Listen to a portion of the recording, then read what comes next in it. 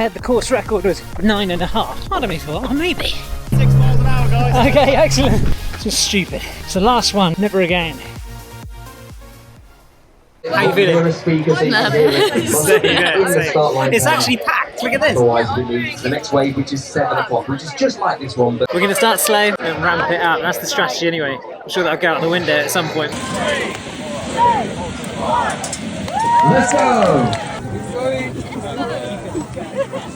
It's pretty busy. It's off to a healthy start. I don't know what pace we're doing. Feel alright.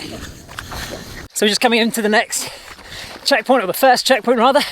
And I found another Luke. Luke's got to stick together. Team Luke. Although I've got to go to the toilet, so I'm not going to delay you, mate. I'll catch up later. A bit lighter. And now I've got to try and catch up with my mate Luke. It's amazing how much meeting someone and just having a chat on these runs lifts you. So I'm doing 10k an hour. The route is stunning, so is the weather. But I think I'm still filled with a bit of apprehension or nervousness.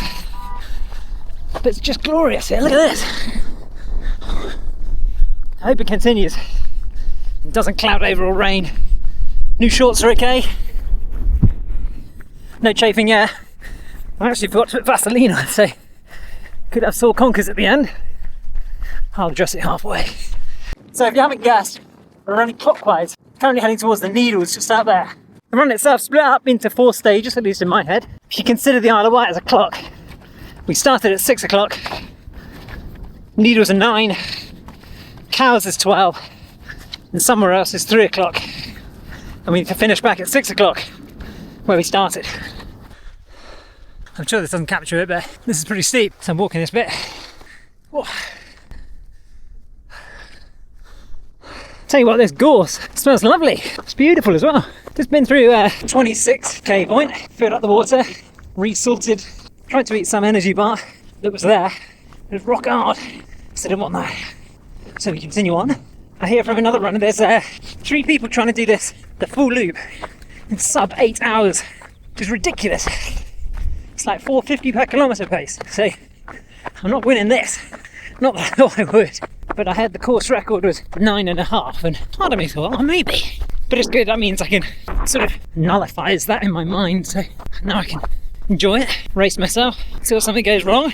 Here's me, 27k. Flip those numbers at 72, I'll be like, oh, just so I can finish it.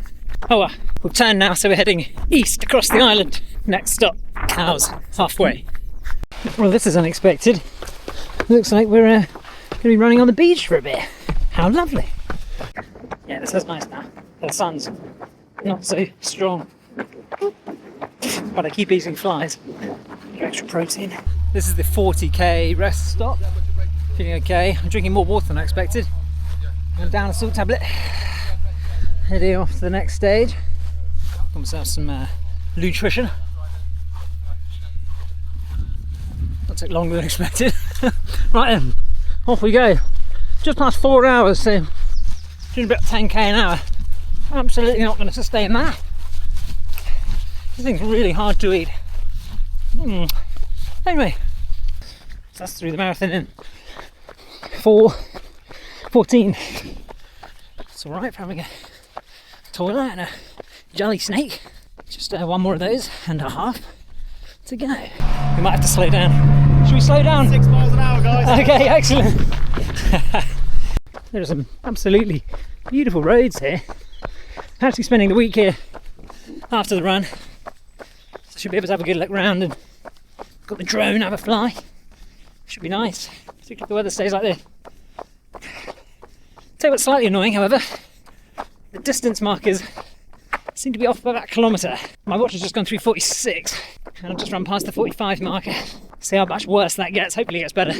One of the things that I never realised when I first started this was that you don't run all the time, you walk on the hills, at least I do, and you can make up the time and the downhill sections. I'm just having a walk through here, a bit hot, taking a salt capsule, just gone through 49k on the signs, nearly there. It's a bit of a slog to the halfway point. I'll stop there, have a bit of real food, rest for 10 minutes and then get on the way. Just approaching the halfway rest stop. See what a sight. Gonna get some food.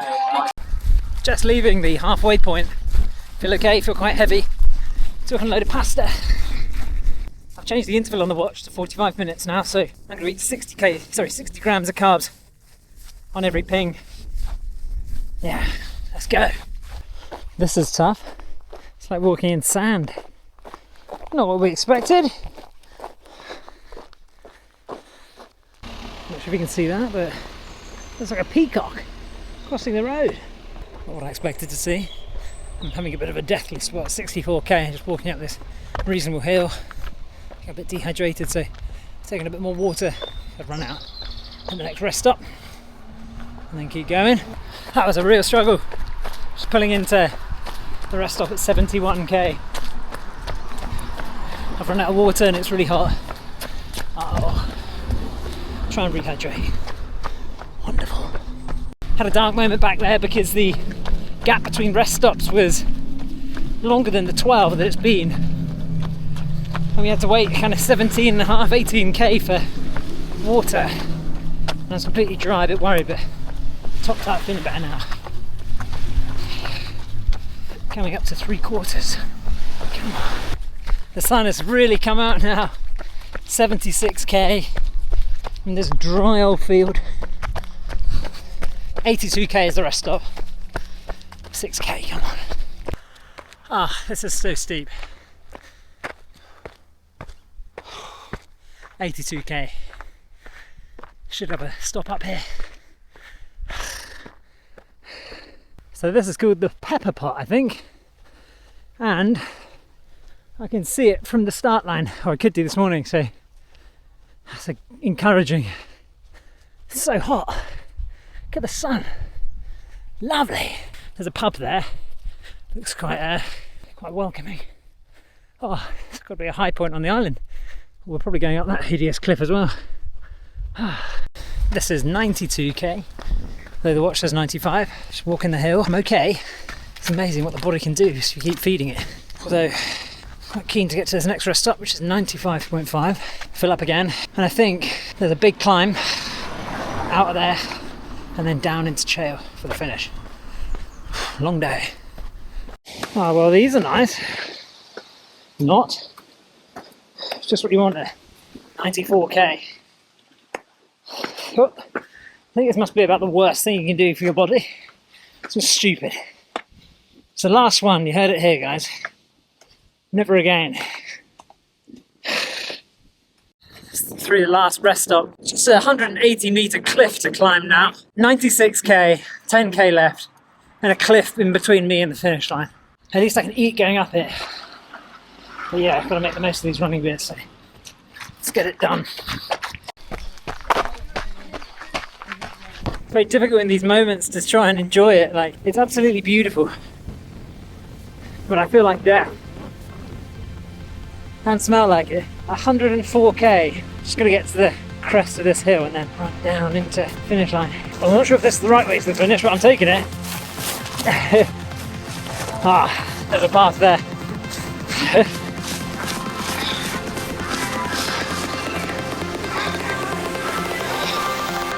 Absolute slog. Wow, here we go. Well done, welcome to the finish. He's a maverick, he goes his own way.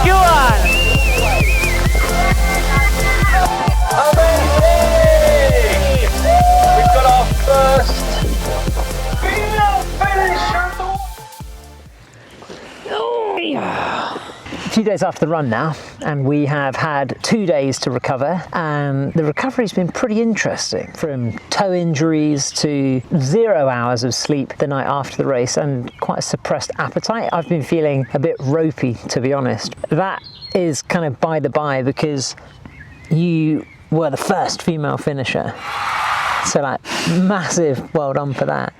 until someone came and knocked me off the podium. But Okay, minor caveat, we'll ignore that. There's kind of 6 seconds in it, so we'll ignore that. We got the video. Yeah. First female finisher. Crazy to think that after 12 and a half hours, it basically came down to 6 seconds. Yeah. But yeah, we just didn't know about each other, I guess. What a race. It was a stunning event, absolutely beautiful scenery. I came 5th overall, Lizzie came 18th overall. I think there was around about 700 people who started the full 100k challenge to complete it in one day, and about, I think it was 27% of them dropped out. Yeah, my fueling strategy worked perfectly. It just screwed me up the day after because I think taking in a kilogram of gel, clearly it's got to come out, and it came out. So yeah, I won't say any more on that topic. The lack of sleep was something I found really annoying. I think it's one of those things that people always assume, oh, you've done loads of exercise, like you'll sleep like a baby tonight. But what people don't realise is how much cortisol and adrenaline is running around your system. So you're so physically tired, but you just can't sleep. Your brain is wired to the moon, and it goes on for a couple of days. I think we've never done anything that's been that long endurance, so you've only ever experienced it for kind of one night before, but it's definitely affected you for a couple of days at least. Yeah.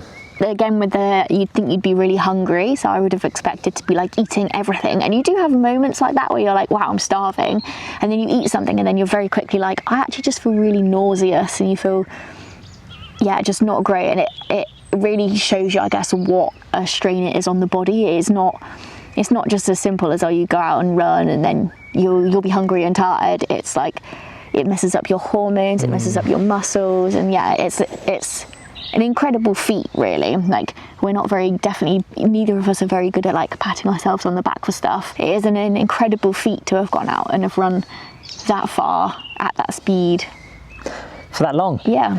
If you've watched this video and you're contemplating doing the run next year, then I'd absolutely recommend doing it. And don't let any of our kind of misgivings or challenges that we experienced afterwards in recovery or even in the training put you off. You will know it's going to be hard, and it's why you do it. If it was easy, everybody would do it. It's cool to know that we have pushed our body to like near limits, I would say. Yeah. There's a little bit more in the tank, maybe for something somewhere secretly along the way, who knows what. But it is very cool to use your body for what it's made for and really push it to a limit that you don't know where that limit is. You know, if you keep eating and drinking, your body will just keep going, and I suppose the limit is the point at which you need to sleep. So I suppose that's why people can go on and do like 100 plus, 200 plus mile runs. Yeah. Unless a new limit is introduced, which for me would be my blisters, like my toes, my feet, all the pads of my feet, my heels, and all of my toes are blistered. And I think for me that would have become a new, pretty soon after what we completed, that would have become a new enforced limit, because it was becoming untenable to run on. Yeah, and I'm sure you've seen some of the surgery as part of this prior video. So anyway, I hope you feel inspired by what we've done, and if you're planning on booking the challenge, then we'd absolutely encourage it, and stick around and stay tuned, and obviously like and subscribe for whatever other ridiculous challenges I or Lizzie and I get ourselves into next. Thanks for watching.